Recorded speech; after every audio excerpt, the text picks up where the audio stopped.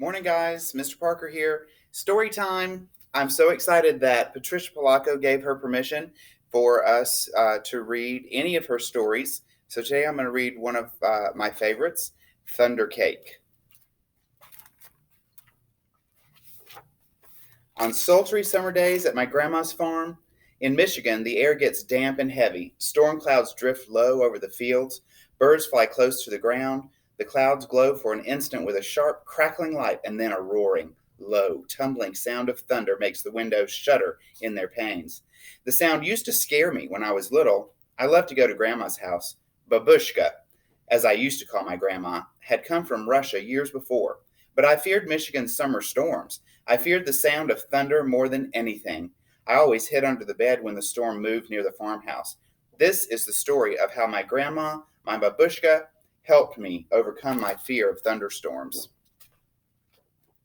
Grandma looked at the horizon, drew a deep breath, and said, "This is thunder cake baking weather, all right. Looks like a storm coming to me." "Child, you come out from under that bed. It's only thunder you're hearing," my grandma said. The air was hot, heavy, and damp. A loud clap of thunder shook the house, rattled the windows, and made me grab her close. "Steady, child," she cooed. "Unless you let go of me, we won't be able to make a thunder cake today. Don't pay attention to that old thunder, except to see how close the storm is getting. When you see the lightning, start counting, real slow. When you hear the thunder stop, stop counting. That number is how many miles away the storm is. Understand?" she asked. "We need to know how far away the storm is so we have time to make the cake and get it into the oven before the storm comes, or it won't be real thunder cake." Her eyes surveyed the black clouds away off in the distance. Then she strode into the kitchen. Her worn hands pulled a thick book from the shelf above the wood stove. "Let's find that recipe, child," she crowed as she lovingly fingered the grease-stained pages to a creased spot. "Here it is, thunder cake." She carefully penned the ingredients on a piece of notepaper. "Now, let's gather all the things we'll need," she exclaimed as she scurried toward the back door.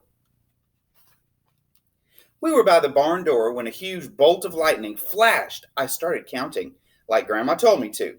1, 2, 3, 4, 5, 6, 7, 8, 9, 10. Boom! Then the thunder roared. 10 miles. It's 10 miles away, Grandma said, as she looked at the sky. "About an hour away, I'd say. You'll have to hurry, child. Gather them eggs. Careful like," she said. Eggs from mean old Nellie Peck Hen. I was scared. I knew she would try to peck me.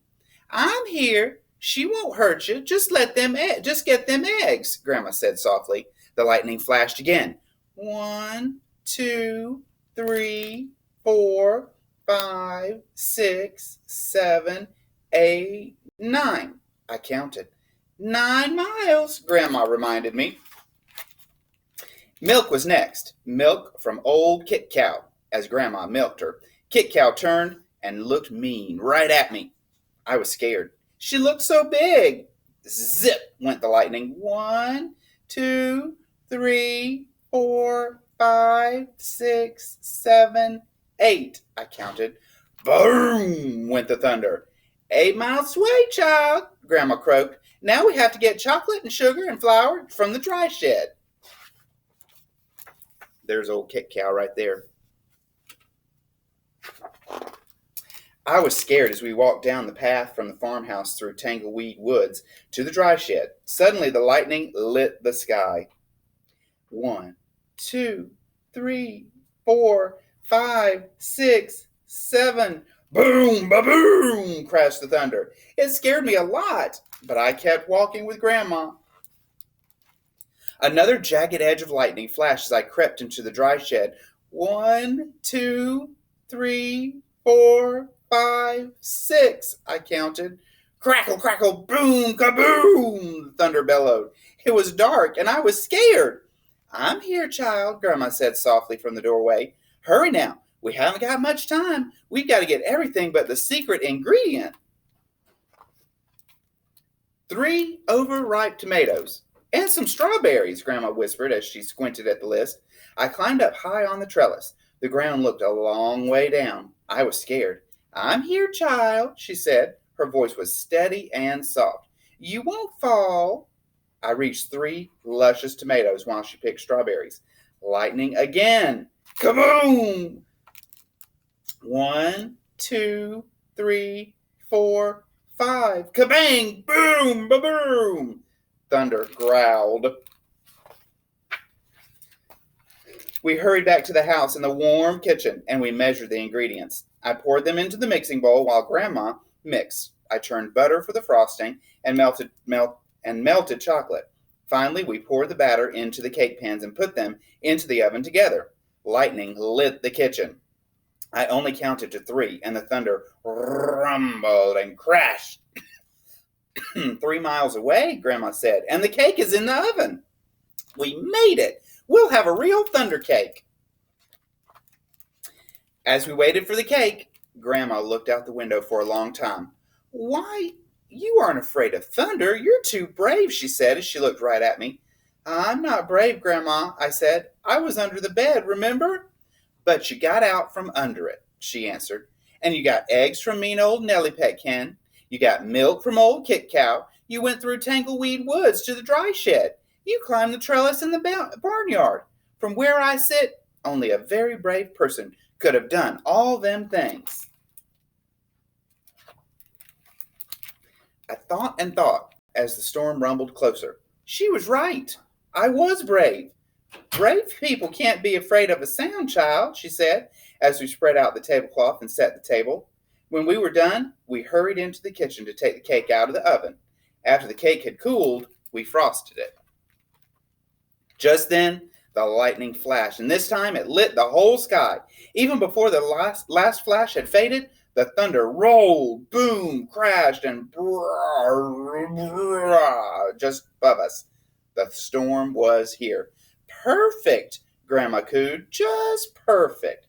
She beamed as she added the last strawberry to the glistening chocolate frosting on top of our thunder cake.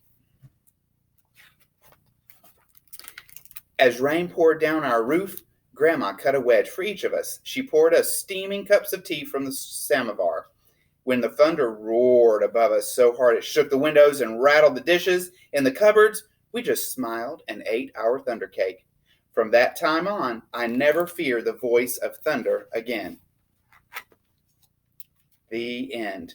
Now, the coolest thing, I love to cook. And in this book, she actually put the recipe for thunder cake. And I'm going to post that right along with this video of me reading this story. But one of the reasons I read this story to you guys today was you might be feeling scared, a little bit like Patricia Polacco was in this story. But this story reminds us, if we're scared, to put our minds on something else that we love to do, or things that we love to do those things and it'll take your mind off of it. And in the end, everything was okay. And she had cake. So I encourage you to make this thunder cake with your parents or your grandparents or whoever you're sitting around with and enjoy it. It tastes delicious. I've made it before. Have a great day, and I hope we'll see you soon.